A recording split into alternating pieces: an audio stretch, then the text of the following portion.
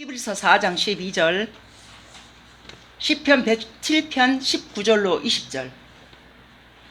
우리 같이 한 목소리로 합독하십니다. 자, 시작.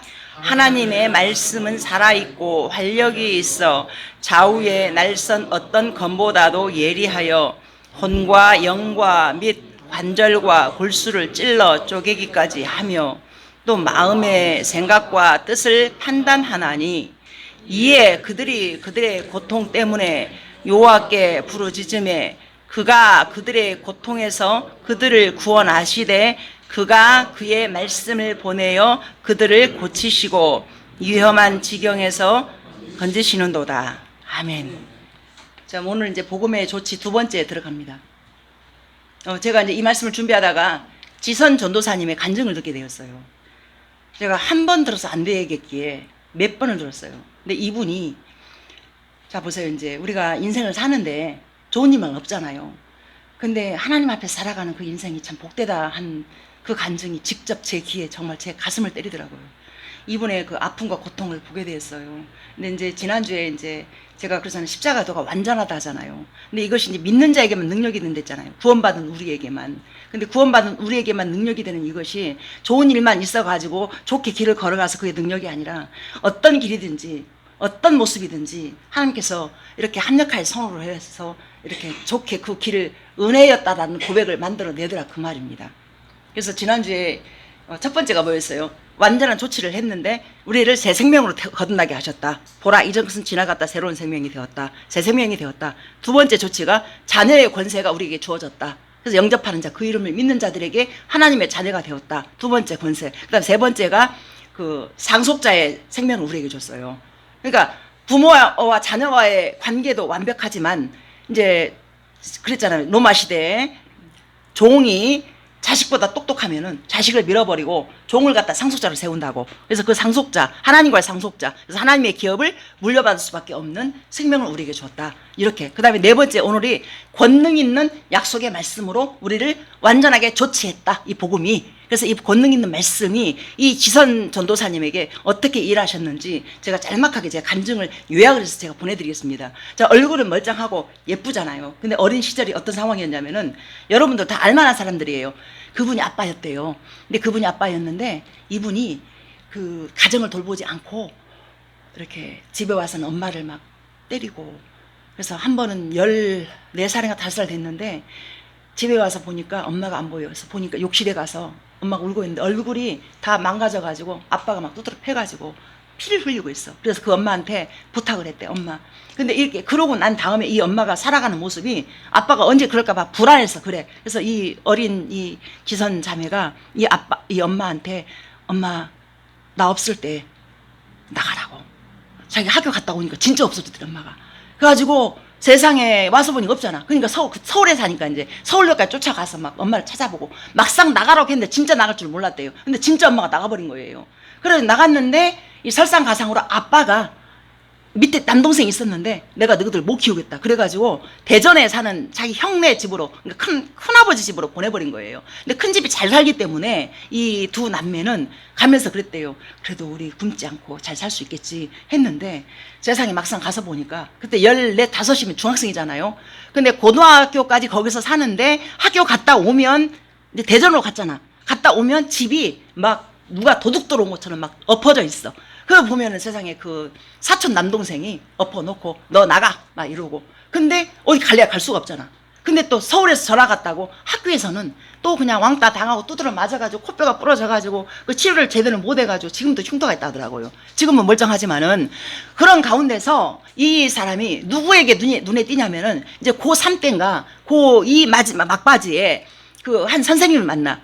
그래서 이 학교 생활이 너무 힘드니까 그 무슨 밴드부를 만들었나 봐요. 마음에 맞는 사람들하고. 근데 이제 그때 아마 이 성악에 대해서 인정을 받았는지 그 음악 선생님이 이 지선 이 전도사님을 자기가, 이 사람은 예수님 안 믿는 사람인데 이 선생님의 친구 한 사람이 개척교회 사모님이 있었나 봐. 그래가지고 이 사모님이 친했는데 둘이서 이제 얘기를 하면서 나는 어렸을 때 응답받은 게 있다. 나한테 누가 올 것인데 그 사람을 돌봐주라는 응답을 이미 받았대. 그래가지고 세상에 이 자매를 갖다가 어떤 상황에서 이렇게 보내줬냐면은 이렇게 하도 못 먹어서 영양실조에다가 막 손이 파래져가지고 걷지도 지도를 못하고 맨날 쓰러지고 이런 상황에서 선생님 보다 못해서 그 성악학 전공한 사모님한테 맡겨진 거예요. 그래가지고 그래서 1년 동안 그 사모님이 이 사람을 정말 따뜻한 사람의 손길을 처음 느껴봤대요. 그 고3 때. 그래가지고 거기서 이제 이 전도사님이 이제 성악을 1년을 갖다가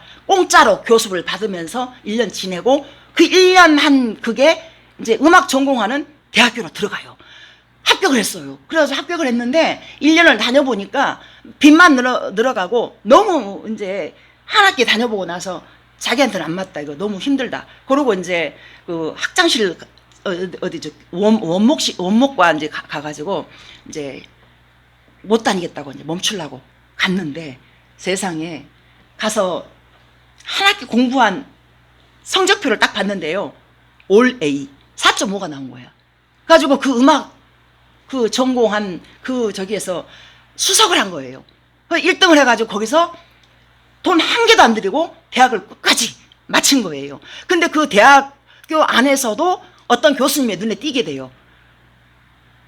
띄게 되는데 그 전에 이제 이 사람이 저기 이제 피아노도 잘하고 이제 이쁘기도 하고 잘하잖아요. 그래갖고 이제 선생님들이 이제 이렇게 아이들을 가르칠 수 있는 뭔가를 이게 넣어줬나 봐. 그러니까 돈을 처음에 6만 원을 딱 받았대. 그러니까 돈을 딱 받으니까 자기 동생하고 남동생하고 둘이서 큰 집에서 살면서도 먹지도 못하고 막 젓가락질로 뭘 하나면 탁 치고 이래가지고 먹지를 못하고 그러니까 영양실조에도 그랬잖아. 그러니까 돈 6만 원 받았는데 맨 처음에 사 먹은 게 뭐냐? 그거 이제 어리잖아. 그러니까는 무슨 튀김 이런 것들 잔뜩 사가지고 동생 없이 실컷 먹으면서 갔다고 그렇게 이제 고백을 하더라고요. 이제 그런 가운데 거기에서 교수님이 눈에 띄어가지고 대전 지역 안에서 이렇게 공연하는 그 공연장으로 이렇게 해서 보내면서 이제 경력을 쌓게 만들면서 그러고 난 다음에 이 교수님이 이제 독일로 유학할 수 있는 길을 딱 열어놔. 그래가지고 이 교수님들이 이제 수석에다가 잘 하잖아. 그러니까 어떻게든 얘를 한번 살려보려고 그렇게 했어요. 그래가지고 비행기 티켓을 딱 받았어요. 딱 받고 났는데 자신의 뒤를 돌아보니까 세상에 자기가 애써서 호흡하고 애써서 살아왔던 것 같지만 모든 것이 은혜였다는 걸 깨달아요. 그러고 난 다음에 이 독일 가기만 하면 돼. 티켓 딱 받았잖아. 근데 그때 자기 뒤를 돌아보니까 내가 이런 하나님 앞에 제대로 드려본 적이 없다. 그리고 기도를 시작합니다. 기도를 시작하면서 말씀을 읽기 시작을 해요. 그래가지고 말씀을 읽으면서 기도하는 이 가운데에 자기가 이제 기도다운 기도를 해봐야 되겠다. 이제 그 독일 가기 전에 그러게 하루가 이틀 되고 이틀이 3일 되고 4일 되고 막 이러면서 처음에는 일주일만 해야지 했다가 뭐 40일로 늘어가고 100일로 늘어가고 하다 보니까 365일을 갖다 계속 기도한 거예요. 근데 보니까 비행기는 이미 떠나버렸어. 날아가 버린 거예요, 그게. 그래가지고요, 이제 우리가 얼른 생각할 때는 그러니까 이제 새롭게 하소서 이끌어가는 주영훈 씨나 모든 사람이 어미 그 아까운 것을 왜 놓쳤냐고 막 뭐라고 그래. 근데 담담하게 말씀을 이어가는데 이렇게 말을 하는 거예요. 이제 다 이제 날아갔잖아. 끝난 것 같잖아. 그런데요, 하나님께서 기기묘묘하게 어떻게 또 인도하냐면은 거기 대전에 시립합창단 거기에서 단원 한 사람 한 자리가 비었다고 이렇게 한번 해보라고 교수님이 이렇게 이제 추천을 한 거예요. 그래서 갔어요. 근데 가서 보니까 세상에 자기가 가려고 했던 유학 가려고 했던 독일에 유학 갔다 온 사람들 쟁쟁한 사람들이 다 와 있더래요. 거기에 합격만 하면 공무원 자격증에다가 돈도 많이 벌고 할 수 있는 모든 게 안정권에 딱 들어가 버린 거야 이제. 그래서 자기가 이제 그냥 마음을 비우고 1년 하고 성악을 갔다가 1년 하고 대학교 들어가서 좀 하고 한 게 그 실력이 있으면 얼마나 있겠느냐고 자기 스스로가. 그래서 시험을 보니 1차 합격을 했어. 1차 합격을 하고 그러고 난 다음에 다른 사람 보니까 막 실력 있는 사람들 막 레슨 받고 또 그 목 기름 칠한다고 삼겹살 사 먹고 막 그래. 근데 이 사람은 그 형편이 안 되기 때문에 그냥 하나님이 나 어떻게 해요 어떻게 해요 그러고 있는데 하나님이 네 하던 대로 해라 그러더래. 그래서 이 사람은 기도만 한 거야. 그냥 기도하러 간 거예요. 그래서 기도하러 갔는데 뭐 독일에 무슨 유명한 무슨 뭐가 있나 봐요. 시 같은 이게 있는데 이거를 했대요. 근데 하이 C 어디까지 올라가는 뭘 했대요. 그랬는데요, 세상에 거기서 보니까 뽑는 사람이 누구였냐면은 하이 소프라노를 뽑았대요. 이 사람이 합격이 된 거야. 그러니까 이제 이거라는 사람이 MC들이 이거를 딱 보면서 아니 유학 갔다 독일에 가려고 했던 유학 갔다 온 사람들을 다 물리치고 한 자리 그 사람이 들어갔다 이거야. 유학 갔다 온 그 이상의 복을 받아버린 거지. 왜? 안 가고 기도했잖아. 1년 동안. 기도가 그런 거예요. 여러분 기도가 그런 거예요. 막연한 것이 아니에요. 자, 그래가지고 보세요. 이렇게 해서 이제 일이 이제 잘 풀어가잖아요. 잘 풀어졌어. 대한민국의 최고의 드러머를 만나서 결혼을 했어요. 그리고 애기 둘을 낳았어요. 근데 자기가 또 그때 또 뒤돌아보는 거예요. 이 사람은 뒤돌아보면 위험해. 뒤돌아보고 생각하니까 자기 인생이 너무 평탄하니까 그것도 좀 막 불행하게 살았던 사람이 평탄하니까 또 불안한 거야. 그래서 기도를 시작하는데 이제 40일 작정을 하려고 기도 제목을 다 썼어. 돈 넣어서 다 썼어. 근데 이재철 목사님 말씀 듣다가 또 뒤통수를 맞았어. 그리고 이 양반이 내 신앙을 기초를 다시 써야 되겠다. 그래가지고 이재철 목사님의 새신자 그 공부를 다시 시작을 했대요. 시작을 하면서 기도 제목을 다시 썼어. 그래가지고 이 양반이 기도 제목을 갖다가 하나님 나에게 고난을 주십시오 이렇게 기도한 거야. 진짜 그 소리 들으면서 고난 올까봐 겁나서 이러고 있는데 고난을 달라고 기도한 이게 과연 이게 도대체 그러니까 막 MC들 놀래가지고 이 평탄하게 살면 그냥 살지 왜 고난을 달라고 했냐고. 그래가지고는요 아들 둘을 낳고 이제 둘이가 폐렴이 걸렸어요. 아들들이. 그래서 보니까 폐렴? 이까지 아무것도 아니네. 입원시켜놓고 뭐 병원에서 자고 이렇게 해서 왔다 갔다 하니까 그래서 하나님 이게 고난입니까? 이거 고난 아니지 하면서 누르라면서 다녔어요. 그래갖고 이제 한 달간인가 입원했었나 봐요. 그래갖고 이제 엄마랑도 연락이 안 돼. 한번 만났다가 아빠한테 뒤지게 맞아가지고 그 이후로 엄마를 이렇게 안 만나. 근데 이제 애기 둘 낳고 그리고 한 달 동안 집을 비웠기 때문에 엄마한테 부탁을 해서 와서 애기 좀 봐달라 해가지고 애기를 갖다가 이제 이렇게 큰애를 시켜서 들여보내고 두 번째 애기를 시키는데 갑자기 엄마의 그냥 막 비명소리가 그냥 막 난리가 난 거야. 이 비명도 듣도 못한 비명소리가 막 들려. 그래서 문 열어보니까 세상에 그 큰애가 있던 방에 씩 하면 연기가 나 있고 젓가락을 이제 자기 아빠가 드럼을 치니까 애기가 젓가락까지 잘 놀았나 봐. 근데 이 물 닦지도 않는 이 물로 젓가락을 양쪽 코드에다 이렇게 넣어버린 거야. 그래서 완전히 애기가 그냥 그대로 그냥 죽어버린 거예요. 그러니까 손은 완전히 손가락은 이렇게 완전히 다 타버리고 다 녹아버리고 막 이런 상태에 지금 갖고 죽어서 숨도 안 쉬어. 그래가지고 이게 놀래잖아요.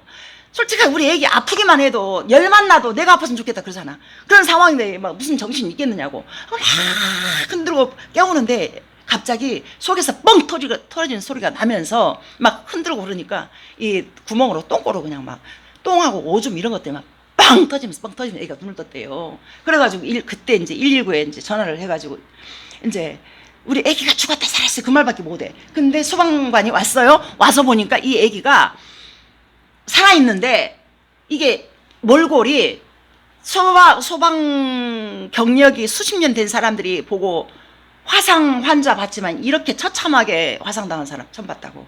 이 애기가 그것도 이 관통을 했대. 완전히 전기가 이 완전히 양쪽으로 이렇게 했기 때문에 완전히 그냥 딱 뚫고 지나갔다. 그러니까 이 애기가 온 전기가 관통을 하면서 온 신경을 다 눌렀기 때문에 애기가 막 웃었다가 울었다가 어쨌다가 표정이 희한하게 막 바뀌면서 애가 그러고 있는 거야. 그러니까 그 대전에서 이제 이렇게 해서 이제 가까운 병원에 갔어. 근데 대전에 맡겨놓고 이 지선 선교사 전도사님의 믿음이 어디까지 했냐면은 이제 자기가 항상 하나님과 교제하고 말씀이 있었기 때문에 그래서 그 사람은 누르면 말씀이 나와. 말씀을 또 필사까지 해. 그러니까 필사하면서 하나님과 교제하고 어느 정도로 교제가 되냐면요. 어깨가 아프잖아요. 저도 그랬었거든요. 아프면 하나님 어깨 아파요. 그러면요. 하나님 막 주물러줘. 그러니까 이렇게 해서 나서버리고 이렇게까지 교제가 된 사람이기 때문에 우리 애기 이렇게 아파도 당연히 잘 고쳐지겠지 그러고 애기를 갖다가 병원에 놓고 자기는 3일 동안 출근을 했대요. 그 정도로. 근데 나중에 보니까 병원에서 답이 안 나오니까 서울로 보낸 거예요. 이제 서울로 올라왔어.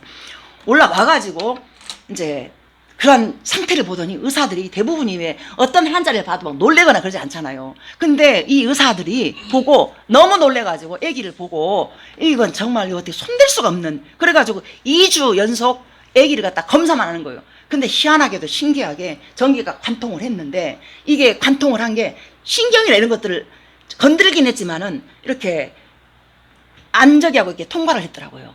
근데 항상 자랄 때까지 전기가 지나갔기 때문에 폭탄을 안고 사는 거라고 그렇게 말을 하더래. 그러고 나서 딱 내린 결론이 뭐냐. 손이 신경이 다 죽어가지고 쓸 수가 없다. 그런 판정을 받아버린 거예요. 그리고 나서 이제 검사 다 하고 병실 배정을 받아서 딱 들어가는데 세상에 성령의 평안한 바람이 휙 불어오면서 말씀을, 그동안에 필사했던 말씀들이 생각도 안 했는데 막 떠오르면서 두려워하지 말라, 놀라지 말라, 내가 너의 하나님이 됨이라. 그냥 그냥 말씀이 막 일을 하더래. 이렇게 들어와. 그러니까 그 중에 딱 하나 말씀을 제가 기록을 했는데, 누가복음 24장 49절 말씀이에요. 볼지어다 내가 내 아버지께서 약속하신 것을 너희에게 보이리니 능력으로 입혀질 때까지 이 성에 머물라 하시니라. 이 말씀이 정확하게 딱 도장같이 찍혀버린 거예요. 이 전도사님 안에. 그러니까 병원에 입원했잖아. 이 성에 머물라 하잖아. 그러니까 하나님 일을 하시겠구나. 그리고 그 믿음으로 이 말씀을 붙잡고 이렇게 이제 아이랑 지내는 거예요. 근데 실상은 생각을 해보세요. 손가락이 다 이렇게 해서 없어져가지고 이 손가락을 갖다가 엉덩이 살을 찢어서 붙여서, 그러니까 막 시트가 맨날 마를 날에 피가 마르고, 애기 5살 먹었어. 5살 애기를. 그래갖고 손가락을 뭐 입히고 뭐 하고 이런 과정들을 막 지나가고 막 이 몸을 갖다가 살 좀 띄어서 붙이고 했기 때문에 소독을 또 해야 돼. 근데 이 소독이 어떤 상황을 지나가야 되냐면은 애기를 전신마취 시키고 너무 아프니까 온 몸을 전부 다 이렇게 화상을 입었기 때문에 그래서 소독을 해야 돼. 그래서 20일 연속 전신마취 하기 위해서 하루 금식을 해야 돼. 그리고 하루 또 소독을 하고 이 생활을 20번을 또 해야 되는 거예요. 과정 지나가는 거예요. 근데 한 10번쯤 했는데 의사가 그러더래. 사인하라고. 이제 이 아이 이 전신마취 할 때 안 깨어날 수 있다고. 그래가지고 항상 산소호흡기 하고 하는 이 사진들을 또 다 이렇게 해놨더라고. 다 기록을 해놓고 애기 그 사진들을 갖다가. 그래갖고 애기가 이제 마취실로 들어가잖아요. 그러면 엄마 나 안 잘래. 그러고 붕어처럼 팔짝 뛴대. 그러면 그 채로 안 자고 싶어가지고 눈을 뜨고 그냥 꼴까닥 한대요. 그러면 이 아기가 과연 다시 살아날 수 있을까? 라는 그 생각을 하면서 그 과정들을 계속 지나가는 거예요, 이제. 그랬는데요, 이 과정 다 지나가고 더 이상 병원에서 할 게 없어. 그래서 이제 퇴원하라고 그래. 근데 손가락이 다 죽었다 했잖아요. 퇴원하는데 그 길에 세상에 가다 보니까 애기가 손가락이 다 살아있는 거야. 붕대 사방 칭칭 감고 있었기 때문에 이제 생각도 못 했는데 애기가 손가락을 움직여. 그래갖고 이제 병원에서 그게 없기 때문에 이제 퇴원했어요. 근데 가다 보니 손가락이 움직여요. 그래서 만져보니까 세상에 손가락이 세상에. 그리고는요, 그 이제 대전에 병원에 갔어. 그랬더니 손가락에 이제 살이 안 입힌 게 있어가지고 다시 또 엉덩이 살 뜯어서 살 입히고, 그 다음에 다 입힌 데는 찢어주는 수술을 하려고 이제 날 잡아놨어요. 해줘야만 이게 이제 이렇게 된다고. 그랬는데 수술 날짜 잡아놓고 그러고 난 다음에 아기가 수술 날짜만 잡아놨지 그 수술 안 하고 나서버렸어. 어떻게 됐냐? 그날 밤에 갑자기 아토피가 생겨가지고 아기가 지금 엄마 아빠 자는데 이 손가락을 움직여서 막 긁다 보니까 손가락 다 찢어진 거야. 그러니까 수술 안 해도 나서버린 거예요. 그래가지고 이제 한 번은 이 아기가 이제 밖에 나가서 놀다가 애기들이 그때 한 7살 됐나 봐요. 놀고 있는데 애들이 이 손가락이 이랬다고 막 놀려. 그러니까 애기가 세상에 이제 이 엄마는 그거 처음 보고 자기도 가슴이 아프죠. 그래서 이렇게 이제 지켜보고 있는데 그 미끄럼틀 위에 올라가가지고 탁 쓰는 걸 때, 야 이것들아 내 손 너희들이 놀려. 내 손이 여기 새끼손가락만 다쳤기 때문에 이것들아 나는 여기 안 다쳐서 나 군대 간다. 이것들아 너희들 예수님 안 믿으면 다 지옥 간다. 이것들아. 애가 막 그러더래요. 그러면서 우리 엄마가 나 때문에 찬양살자 됐어. 이것들아 이 나쁜 놈들아 이러면서 소리 빵빵 치면서 그러고 있더래요.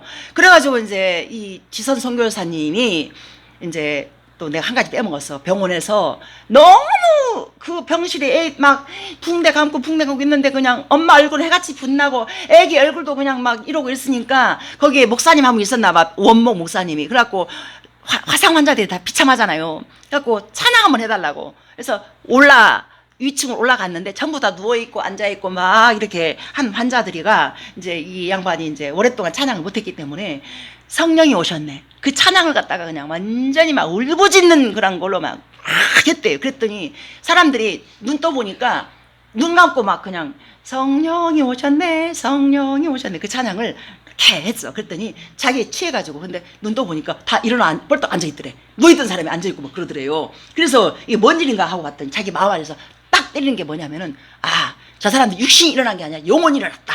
이 생각을 하면서 몸담고 있던 그 공무원직을 바로 전화해서 그걸 그만둬버려요. 그리고 찬양살자로 딱 그때 출발합니다.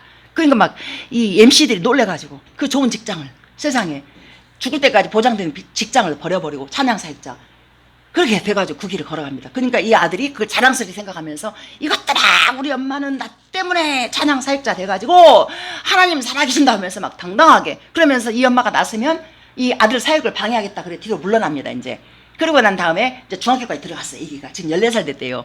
들어갔는데 한 번은 이 엄마를 불러 뭔 일인가 하고 봤더니 애기가 너무 밝아서 저 아이는 상처가 있기 때문에 저 손도 당당히 내놓고 다 낫긴 나섰는데 이 왼쪽 손이 이렇게 뭐가 좀 이렇게 돼 있나 봐요. 이렇게 모양이 좀 잘못됐나 봐요. 근데 신경은 다 살았대요. 그런데 선생님이 불러서 왜 그러나 가봤더니 그 아이가 너무 밝은 것도 내가 볼 때 이거 비정상이다. 그래갖고 이제 그 상담 받으라고 상담실에 들어갔더니 4주를 받았는데 이제 마지막 딱 이렇게 보는 순간 그 상담해주는 사람이 안 믿는 사람인데 오히려 상담해준 사람 얼굴이 노랗게 떠있고 야는 당당하더래. 그래서 어머니 이 아이 신이 살아있는 걸 믿고 있어요 하면서 그렇게 고백을 하면서 얼굴은 누렇게 떠있고 그러니까 맞습니다. 하나님 살아계십니다. 그러면서 빨리 데려가세요. 이 아이 다 그래프를 보여주더니 지극히 정상이고 사회성도 좋고 아이 잘 키웠습니다. 이러면서 이렇게 나오는데 빨리 데려가라고. 왜? 다시 또 복음 전할까봐. 자기는 막 듣는 게 너무 머리 아파서. 그래갖고 아이가 4주 동안에 복음을 전했대요. 4주 동안에 그 아기가. 그래가지고 그렇게 해서 이제 그래서 고난을 당하는 것이 이기라 했잖아요. 그래서 이 고난을 하나님 허락하셨구나. 그래가지고 이 마지막 마무리를 그렇게 하더라고요. 왜 이런 고난을 나에게 허락하셨는지. 그래서 고난을 달라고 기도한 것에 대해서 후회하지 않았냐 했더니 자기는 필사하고 이 말씀이 자기 안에 누르면 말씀 나오고 누르면 말씀 나오고 이렇게 되어 있기 때문에 자기는 그럴 겨를도 없이 지나갔다 그러더라고요. 그래서 내가 여러분들에게 말씀 강조하잖아요. 말씀 생명력 있다고. 말씀 많이 봐야 그 말씀을 우리가 인치를 쓸 수 있는 거예요. 이 돈을 갖다가 은행에 저금하는 것도 저금이지만 말씀을 계속 쭉 읽어 나가는 것도 생명을 저금하는 거예요.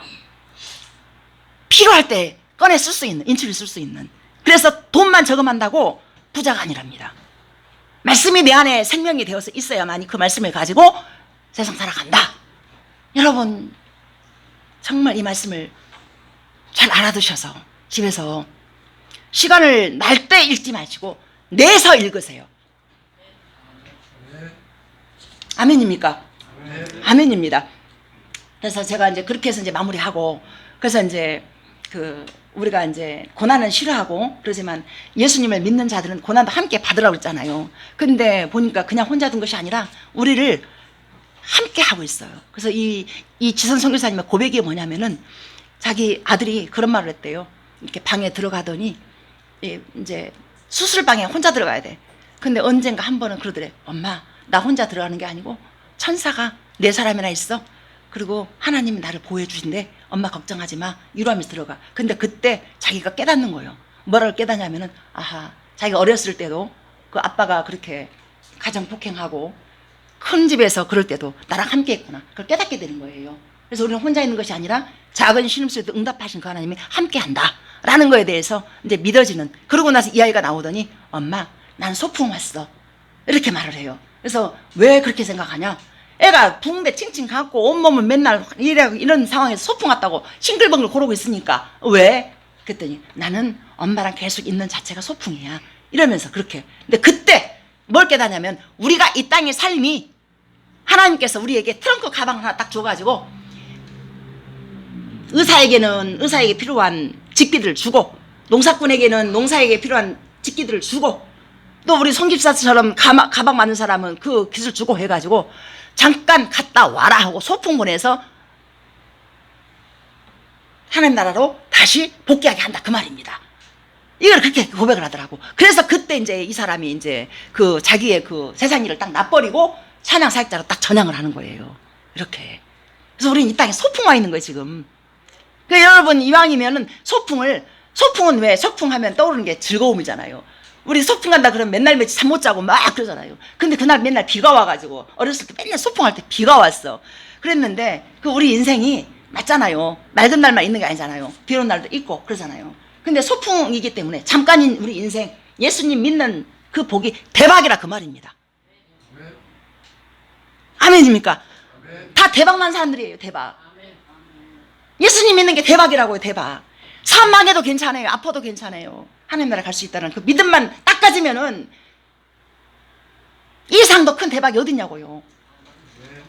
아멘입니다. 그래서 이제 권능 있는 약속의 말씀이 십자가 너머의 그 무한대의 축복의 삶을 우리가 안전하게 누리도록 말씀으로 보장해 주셨습니다. 약속, 우리의 정서는 사람들이 지킬 수도 지키지 않을 수도 있는 우리 수준의 약속을 생각합니다. 그래서 하나님이 우리에게 약속을 하셨다고 하면 항상 현실적인 그것을 주면 좋을 텐데 비현실적인 약속의 말씀으로 다가오니까 마음에 안 와닿는 거예요. 그렇기 때문에 하나님 말씀 밀어버리고 그래봤자 말씀 보면 잠만 오고 그냥 아유 나와 상관이 없어 이래버리잖아요. 비현실적이기 때문에 차라리 돈이 필요하면 현찰로 딱 놔주면 되잖아. 그거 안 하고 약속의 말씀만 딱 주니까 누가 그 약속의 말씀을 좋아할 사람이 누가 있냐고요. 완전한 믿음 가지지 않고서는 그 약속의 말씀보다는 현찰 좋아하잖아. 그래서 보이지 않는 예수님보다 보이는 현찰 따라가잖아요. 안 그렇습니까? 우리 인생이 그래요. 영생을 차버리고 보이는 현찰 따라가요. 이게 아니거든요. 영생 보이지 않기 때문에 예수님의 이름 따라가는 것이 우리가 인생 성공이라고. 이것이 바로 우리가 지지대 이거를 중심축을 바르게 딱 세워져야 거기에 이제 이 집도 올라가야 이 견고한 믿음의 집이 세워진다 그 말입니다. 여러분들 그 집을 세워가야 돼요. 그래서 지금 우리가 받고 있는 이 땅이 바로 창세기 1장에서 하나님께서 창조하신 땅이란 말입니다. 하나님 말씀으로 시편 104편 9절 보세요. 주께서 물의 경계를 정하여 넘치지 못하게 하시며 다시 돌아와 땅을 덮지 못하게 하셨나이다. 아멘. 우리가 바다를 가면 파도가 이렇게 하다가 너무 다시 가고 가잖아. 근데 이 말씀하고 맞닿아 있는 거예요. 그래서 바다 물이 힘이 없어서 못 넘는 게 아니라 하나님의 이 말씀 한 절을 못 넘어서 못 넘어오는 거예요. 지금 말씀으로 딱 경계를 정해놨단 말입니다. 너 여기서 넘어오면 안 돼. 그래서 못 넘어와. 근데 한 번씩 쓰나미 오잖아요. 그 어떤 목사님이 이렇게 말씀하셨어요. 그 쓰나미가 그러면은 쓰나미도 안 넘어와야지 왜 그 말씀을 넘어오냐고. 그랬더니 하나님이 필요해서 허락했다 하더라고. 그때 우리 저 서승교사님 오셔가지고 박장대소하면서 맞다고 하면서 일본에 그 쓰나미 왔었다 하면서 막 그렇게 기억나십니까? 그 말씀을 하셨어요. 그래서 이제 쓰나미가 넘어오지만 그러나 자기 임무를 다 한 다음에 다시 바다로 돌아가지 않느냐 이렇게 말씀하시더라고. 그래서 하나님의 이 말씀이 우리 안에 있을 때는 이 말씀 한 절이 우리를 갖다 인생을 갖다 끝까지 이렇게 그 지선 선교사님의 그 고백처럼 그 말씀이 일을 하더라 그 말입니다. 그래서 여러분들 평생의 약속의 말씀을 붙잡고 있어야 돼요. 약속의 말씀 말씀이 성경 한 권 두껍잖아요. 근데 이 두꺼운 말씀을 전부 다 통째로 못 외워도 한 절이라도 그러니까 이왕이면은 창세기에서 계시록까지 모든 말씀을 흘러가는 맥을 딱 보면서 창세기에서 시작했지만은 타락이 와가지고 이렇게 우리 예수님을 약속하시고 이 여자의 후손이라는 이 예수님이 이렇게 해서 이렇게 흘러가서 천국까지 인도하는구나. 이걸 좀 보면서 말씀을 보면 너무 좋을 텐데 이게 한 번에 보이는 게 아니거든요. 이 말씀 자체가 너무 보아이기 때문에 한 번에 안 보여요. 그래서 보고 또 보고 해야만이 이 길이 보이면서 그 길 안에 뭐가 들어있는지 들어가다 보면 이것이 이런 거구나. 그래서 그 약속의 말씀들을 딱 붙잡고 그래서 저는 이제 평소에 하루에 2번씩 제가 말씀을 선포하는 말씀이 한 39절 돼요. 39절. 이거를 날마다 매일 선포하면서 기도를 해요. 그래서 저는 이 말씀이 나를 오늘도 살게 하고 내일도 살게 하고 죽을 때까지 살게 하는 거구나. 그 믿어지는 은혜가 저한테 있단 말입니다. 그러면은 목사인 제가 여러분에게 줄 수 있는 게 뭐가 있겠습니까? 여러분들 말씀 붙잡고 기도하시라. 말씀 읽으시라. 그 말씀에 믿어지는 은혜. 그래서 여러분들 하루에 2번씩 제가 기도해요. 이 개척교회에서만 누려진 특권. 사람 수가 얼마 안 되기 때문에 저 지금 기도 제목 준 거 다 달아졌어. 지금 다 떨어졌어. 지금 집에 하나 공장에 하나 다 떨어졌어. 다시 또 해서 복사해서 가져가야 돼 지금. 이렇게 기도를 합니다 여러분. 그래서 부디 이 복을, 말씀의 복을 여러분 받으셔서 정말 생명력 있는 삶을 삶의 자리에서 살아내시기를 소망합니다. 아멘. 그래서 모든 천지 만물은 하나님의 말씀에 복종합니다. 그러한 하나님의 말씀을 깨달았던 마리아가 인간의 상식으로는 불가능한 상황 속에서 말할 수 있었던 것입니다. 그래서 누가복음 1장 38절에 주의 계집종이니 말씀대로 이루어지이다. 이 마리아가 처녀였잖아요. 남자를 한 번도 가까이 하지 아니한. 그런데 예수님이 네가 아들을 잉태할 것이다. 그 이를 임마누엘이라 하라 했을 때 이 처녀인 이 마리아가 이것을 갖다 그냥 그대로 복종합니다. 주의 말씀을 내가 그대로 이루어지기를 원합니다. 주의 계집종입니다. 그리고 고백을 하면서. 그래서 그대로 이루어지잖아요. 예수님 진짜 태어났잖아요. 또 이 땅에 오신 예수님을 통해서 그 말씀의 능력을 엿볼 수 있습니다. 비록 예수님이 인간의 육체를 입고 이 땅에 오셨지만은 그래도 여전히 주님의 말씀을 성난 파도를 잠잠하게 하셨습니다. 마가복음 4장 39절이요. 죽은 나사로를 살리셨습니다. 요한복음 11장 43절. 나사로는 완전히 썩었어요. 3일 지나가지고 썩어가지고 그냥 이렇게 다 이렇게 동에 매놨어요. 근데 이 무덤문을 열고 나사로야 나오라 하니까 그 이렇게 한 채로 나왔잖아요. 그러고 나서 풀어주라 하니까 풀어주고. 그래서 예수님의 말씀 자체가 그만큼 능력 있고 권능이 있다 그 말입니다. 그러면 이 땅에 말씀으로 육신되어 오신 예수님이 말씀이고 말씀이 예수님이다. 근데 이 말씀이 빛이다. 생명의 빛으로 오셨다. 그런 말씀을 읽으면 우리 안에 평안이 임하고 빛이 있잖아요. 그러면 어떻게 해요? 이 빛이 생명이기 때문에 만나는 자들에게, 그래서 하나님이 나를 웃게 하신 나를 듣는 자가 다 나와 함께 웃으리로다. 이 말씀이 다 실제가 되는 거죠. 그래서 온 가족들이 전부 다 구원을 받는 것은 물론이고 만나는 모든 자가 그 생명의 복음이 실제가 되어서 다 하나님 나라가 되어지는 거죠. 아멘입니까? 아멘. 그래서 베드로전서 1장 23절로 25절 보세요. 이 성도님만 우리 한번 읽어보겠습니다. 시작. 너희가 거듭난 것은 썩어질 피로 된 것이 아니요 썩지 아니할 피로 된 것이며 살아있고 항상 있는 하나님의 말씀으로 되었습니다. 그러므로 모든 육체는 풀과 같은 모든 영광을 풀꽃과 같으니 풀은 마르고 꽃은 떨어지되 오직 주의 말씀은 세대토록 있도다 하였으니 너희의 지난 복음이 곧 이 말씀이라. 아멘. 그래서 우리가 이제 그냥 살아가는 것 같지만 이 말씀 보세요. 썩어질 씨로 된 것이 아니요 썩지 아니할 씨로 된 것이니 살아있고 항상 있는 하나님의 말씀으로 되었느니라. 그래서 우리 인생 자체가 육체가 풀. 근데 풀은 마르고 꽃은 시들어.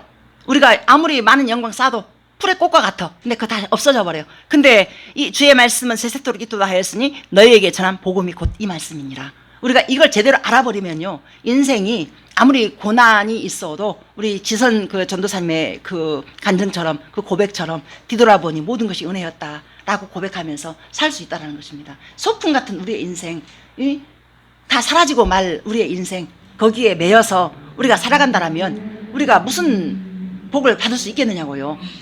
소풍 같은 우리 인생 붙잡고 있는 것이 아니라 보이지 않는 그 썩지 아니할 이 없어지지 아니할 이 복음, 이 생명의 복음을 붙잡고 사는 것이 우리 인생의 진정한 성공이지 않는가 싶습니다.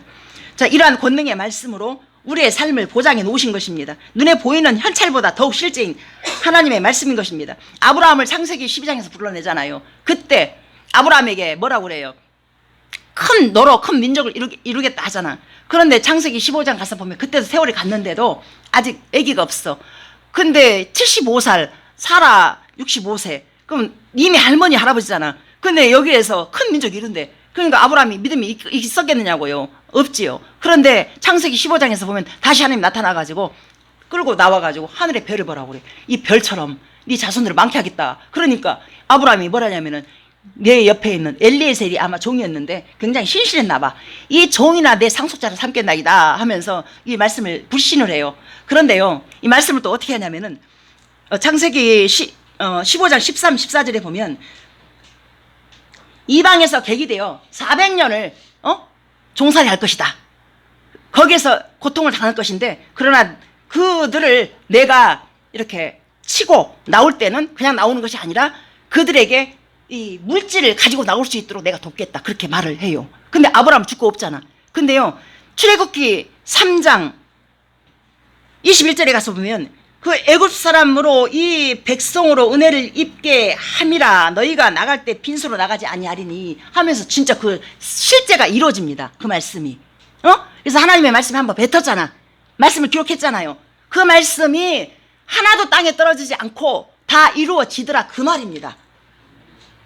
그래서 하나님께서 사라를 태어나게 하는데 창세기 18장에서 천사를 보내가지고 약속하잖아요. 내년 이맘때 애기 태어날 것이다 하니까 아브라함도 웃고요. 사라도 웃었어요. 웃었다고 혼났어요. 그런데 21장에서 어떻게 말씀합니까? 사라를 말씀대로 돌보셨고 그 말씀대로 행하셨다. 21장 1절 2절에서 말씀하고 있어요. 그리고 나서 21장 6절에 가서 하나님이 나로 웃게 하신 나를 듣는 자가 다 나와 웃으리로다. 이렇게 고백을 합니다. 그래서 하나님의 말씀이 어떻게 해요? 이삭이라는 한 사람을 태어나게 하잖아요. 그리고 그 이삭이 어떻게 해요?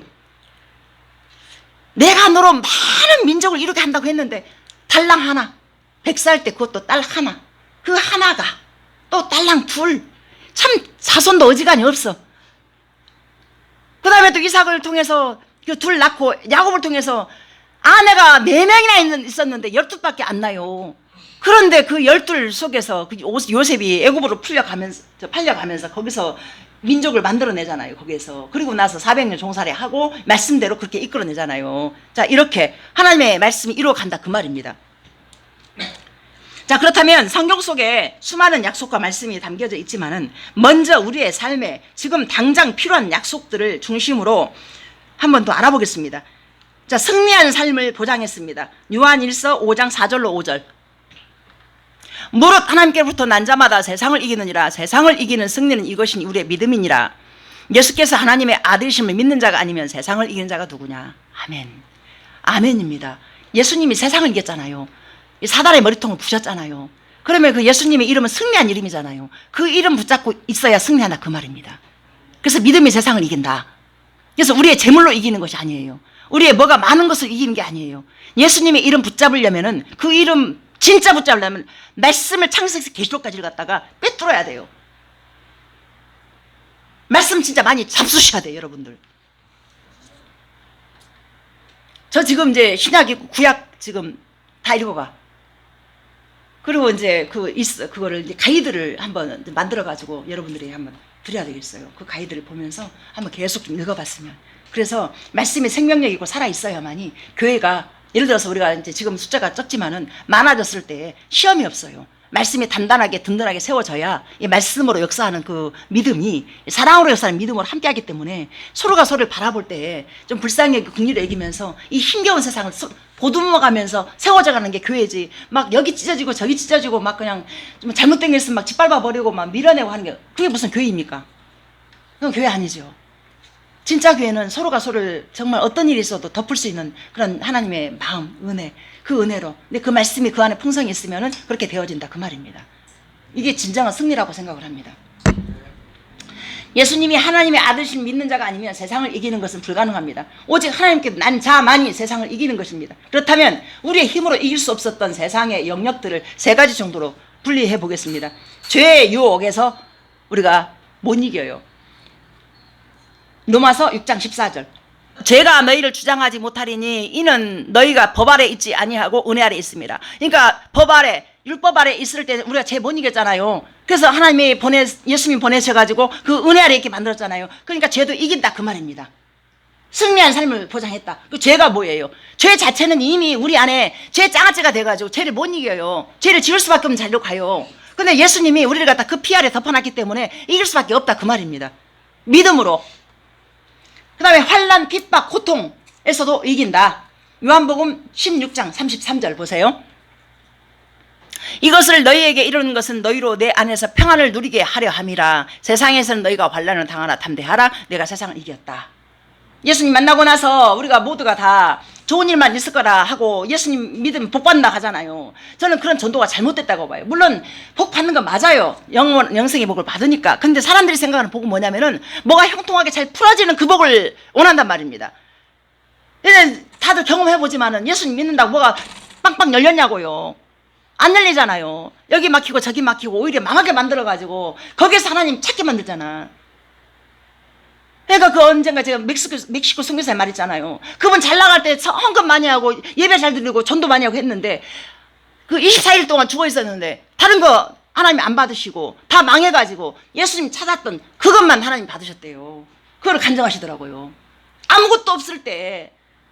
그러니까 우리가 고난을 받는 것이 유익이라는 것이 그 말이에요.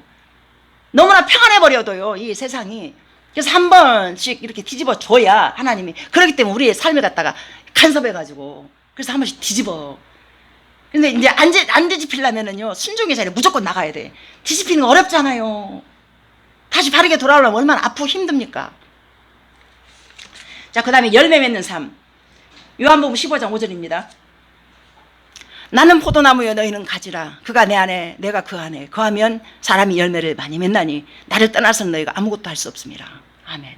그래서 나의 노력, 나의 애씀, 나의 열심 다 부셔져 버리고 네가 내 안에 거할 때만 내가 원하는 그 열매를 맺을 수 있다. 자, 이 원리입니다.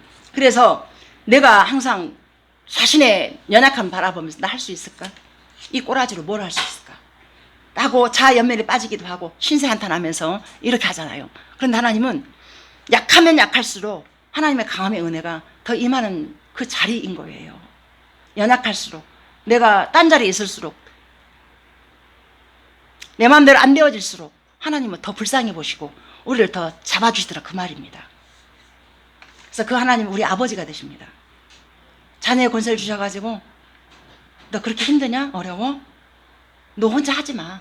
내가 있잖아. 내가 도와줄 거야. 이렇게 말씀하시면서 우리의 손을 잡고 계십니다. 그래서 그 손을 제가 잡혔기 때문에 제가 이 자리에 있는 거예요. 제가 안 잡혔으면요. 저 이 자리에 없어요. 제가 이사 정리를 하고 있는데 옆집에 어저께 와서 차를 한 잔 마시는데 제가 간다니까 한숨을 쉬어. 그 사람이 되게 우울증도 심하고 되게 그런 사람이에요. 나 없으면 어떻게 사냐고. 그래서 새벽 이슬기로 오면 되지. 그때 고민 좀 해봐야 되겠다고. 그 남편이랑 지금 오려고 지금 말은 그렇게 하고 있는데 모르겠어 올란가. 그러니까 이게 제가 잘나서가 아니라 24년을 같이 살았어요 거기서. 그런데 제가 떠나올 때 저 때문에 우는 사람이 지금 몇 사람 있더라고요. 저 간다고 섭섭해가지고 죽으려고 그래서 멀리 안 가. 저 중곡동 거기니까 차 한 번만 타면 오니까 와 내가 밥 맛있게 해줄게. 근데 그러고 이제 말았어요. 그래서 예수 생명은 우리로 서 있는 자리에서 뭐 완벽하게 살아서가 아니라 싸우는 모습도 엄청 봤고요. 싸우면 다 들리잖아요. 옆집이니까. 근데 요즘 웃음소리밖에 안 들리고 그런다고 그렇게 말을 해주더라고요. 그래서 우리 가정이 성공했다 그러니까 맞다고 인정해 주더라고요. 언젠가 한번 올 거예요 분명히. 그 다음에요. 풍성한 삶을 약속하셨습니다. 요한복음 10장 10절. 도둑이 오는 것은 도둑질하고 죽이고 멸망시키려는 것뿐이요 내가 온 것은 양으로 생명을 얻게 하고 더 풍성히 얻게 하는 것이라. 아멘.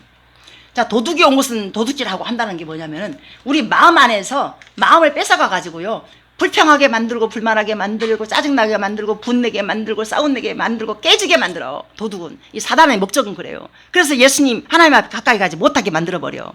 그런데요 내가 온 것은 양으로 생명을 얻게 하고 그 생명은 뭐예요? 더 풍성하게 얻게 하려 함이라. 그럼 이 사람의 증거는 뭐예요? 풍성하기 때문에 줄 수 있잖아요. 예수님의 이름으로 누구든지 간에 살릴 수 있는 그 생명이 내 안에 있기 때문에 그 자리는 주변이 살아요. 겸손하게 사랑으로 사는 믿음으로. 근데 그때 보니까 제가 똑똑해지는 것이 아니라 바보가 되더라고요. 바보가 되더라고요.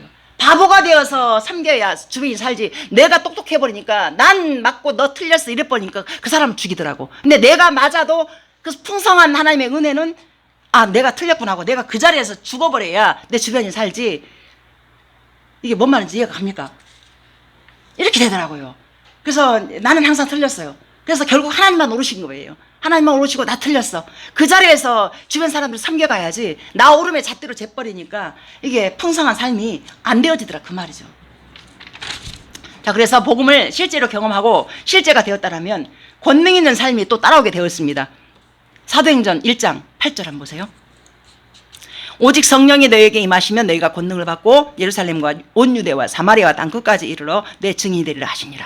아멘입니다. 이 권능이 있는 이 삶이 뭐냐면 제가 우리 박선희 목사님 볼 때마다 항상 그런 걸 느껴요. 이렇게 큰 목사가 돼가지고 큰 목회에서 그것도 능력 맞아. 또 우리 저 선교사님처럼 귀한 분 오셨는데 일본에서 막 선교하고 하는 것도 그 다 맞아요. 근데 진짜 권능은 내 옆에 있는 내 부모와 내 형제들 주변을 잘 섬겨가는 것.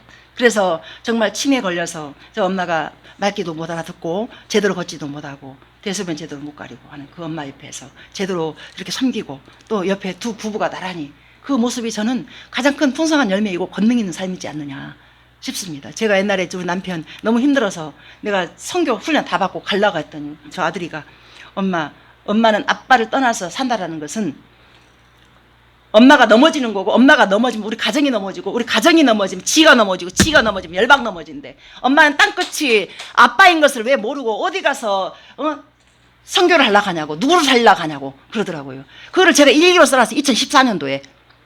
일기 써놨어. 일기장에 나와 있어요. 그리고 나는 엄마의 뒤통수를 바라보고 뒤를 바라보면서 믿음의 길을 걸어간다. 얘가 그렇게 고백을 하더라고요. 그래서 하나님께서 크게 받으신 건 뭐냐면 내가 뭘 잘해서 크게 받는 것이 아니라 있어야 될 그 자리 떠나지 않는 그 자체가 충성이다. 이렇게 말씀하셨어요. 이게 권능 있는 삶이다 이겁니다. 옆에 있는 내 아내, 남편 소중히 보면서 소풍 같은 우리의 인생 한 사람 한 사람 귀하게 보는 그 눈을 가지고 살아가는 그것이 바로 능력이다 그 말입니다. 그래서 내가 만나는 가족들, 이웃들 모두가 다 소중하게 이렇게 살아가는 것. 그 다음에 내적인 평안한 삶을 약속하셨습니다. 빌립보서 4장 6절 7절 보세요. 아무것도 염려하지 말고 다만 모든 일에 기도와 간구로 너희 구할 것을 감사함으로 하나님께 아뢰라. 그리하면 모든 지각에 뛰어난 하나님의 평강이 그리스도 예수 안에서 너희 마음과 생각을 지키시리라. 아멘. 자, 지선 전도사님이 병원에서 그 애기 다 진짜 막 동여 메고 들어가는 그 상황에서 하나님이 너 평안의 바람을 딱 불어줘. 성령의 바람을 평안하라고. 괜찮다고. 그래서 내적인 평안함이 바로 이런 거예요. 예수님을 믿는다는 것은 내적인 평안함이 우리 안에 있는 거예요. 기본적으로. 그 평안함 밑에 사랑으로 사는 믿음으로 함께하는 그것. 여러분 우리 정용일이 아마 경험해봤을 거예요. 지난번에 다리 다쳐가지고 몸은 편안해. 마음이 편했냐고요. 이것은 편하지 않는 거예요. 육신이 아무리 힘들어도 내 마음이 편안해야 이게 평안이에요. 맞습니까? 그래서 예수님을 믿는 것은 육신적인 고통보다 내 마음 안에 육신적인 평안함도 있지만 내 마음이 평안했을 때 내적인 평안함이 나를 이끌어가야 진짜 믿음의 삶이다 그 말입니다. 자, 그 다음에 거룩한 삶으로 약속하셨습니다. 데살로니가전서 5장 23, 24 평강의 하나님이 친히 너희를 온전히 거룩하게 하시고 또 너희의 온 영과 혼과 몸이 우리 주 예수 그리스도께서 강림하실 때에 흠없게 보존되기를 원하노라. 너희를 부르신 이는 미쁘시니 그가 또한 이루시리라. 한 가지 말씀 더요. 골로새서 1장 22절 이제는 그의 육체의 죽음으로 말미암아 화목하게 하사 너희를 거룩하고 흠없고 책망할 것이 없는 자로 그 앞에 세우고자 하셨으니 아멘. 자, 우리는 거룩하려야 거룩할 수가 없는 그러한 악한 존재들이에요. 죄의 짱아찌기 때문에. 자, 그런데 우리가 어떻게 거룩해지느냐? 다른 것이 아니에요. 예수님을 믿는 그 믿음 안에 들어갔을 때, 그 은혜 아래에 들어갔을 때, 그 피 아래에 덮였을 때 이것이 거룩이다. 그래서 흠이 없고 거룩한 삶은 우리의 애씀 노력이 아니라 은혜로 덮여진 그 은혜 속에서 살아가는 거다. 아멘입니까? 아멘입니다. 우리 모두는 다 죄입니다. 얼굴은 다 화장하고 해서 아무 문제 없는 것 같지만 내적인 내 안에는요 누가 보면 큰일 날 것들이 많아요. 근데 하나님은 그걸 덮었단 말입니다. 그 은혜 때문에 예수님의 이름으로 우리가 명함 내밀지 뭐 적은 자 이름 누구 이름 다 필요 없단 말입니다. 예수님의 이름으로 살아가고 예수님의 이름으로 어디 가서 이렇게 무슨 일을 하고 하지 다른 게 없다 이겁니다. 그래서 이것은 우리의 애쓴 노력이 아니라 은혜로 되어지는 것이다. 아멘입니다. 그래서 시편 30편 5절 보세요. 그의 노염은 잠깐이요 그의 은총은 평생이로다. 저녁에는 울음이 깃들지라도 아침에는 기쁨이 오르다. 아멘.